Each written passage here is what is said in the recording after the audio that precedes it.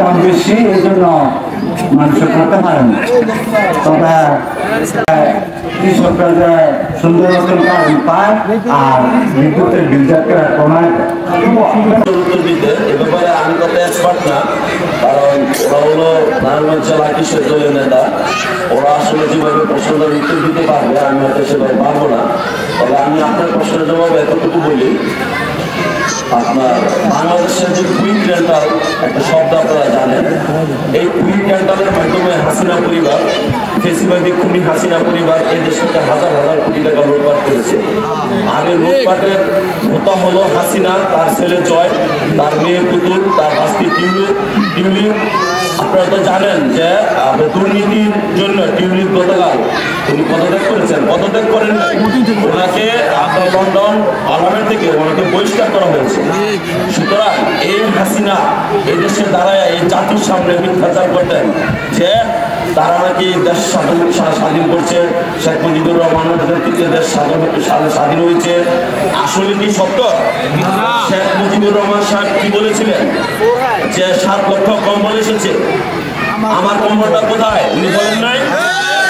উনি বলেছিলেন না, আরে ভাই আমি রাত্রে তো ঘুমাইতে পারি না, আমার ডানে চোর, বামে চোর, আগে চোর, পিছনে চোর, উপরে চোর, নিচে চোর, আমি দেশ স্বাধীন করে মানুষের স্বর্ণের খনি, আমি আছি চুরের খনি, চুরের খনি। সেই মুজিবুর রহমান সাহেবের উত্তরসূরি ফেসিবাদী খুনি হাসিনার পরিবার এদেশের কুইক রেন্টালের মাধ্যমে হাজার হাজার কোটি টাকা লুটপাট করে বিদেশে পাঠিয়েছে।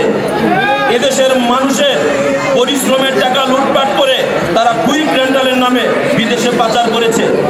যদি কুইক রেন্টাল থাকতো তাহলে এদেশের কৃষক হয়তো এই সরকার যদি আর 2-1 বছর থাকতেন, কৃষক একবারে ধ্বংস হয়ে যেত। আমরা আপনাদেরকে প্রতিশ্রুতি দিতে পারি, আগামী দিনে বিএনপি সরকার আসলে জনাব তারেক রহমান সাহেব যখন প্রধানমন্ত্রী হবেন, এদেশের দায়িত্ব নেবেন, তারেক রহমান সাহেব কার উত্তরসূরি? শহীদ প্রেসিডেন্ট জিয়াউর রহমান সাহেবের উত্তরসূরি। শহীদ প্রেসিডেন্ট জিয়াউর রহমান সাহেব 78 থেকে 81 সাল পর্যন্ত 3 বছরে উনি বাংলাদেশকে তলাবিহীন ঝুড়ি থেকে যেভাবে একটা উন্নয়নশীল রাষ্ট্রে পরিণত করেছিলেন, ঠিক তারেক রহমান সাহেব আগামী দিনে যদি বাংলাদেশের ক্ষমতায় আসেন তখন এদেশের মানুষের ভাগ্য পরিবর্তন করে দিবেন। আর কুইক রেন্টাল বলতে কোনো শব্দ বাংলাদেশে থাকবে না, কোনো চুরের খনি থাকবে না।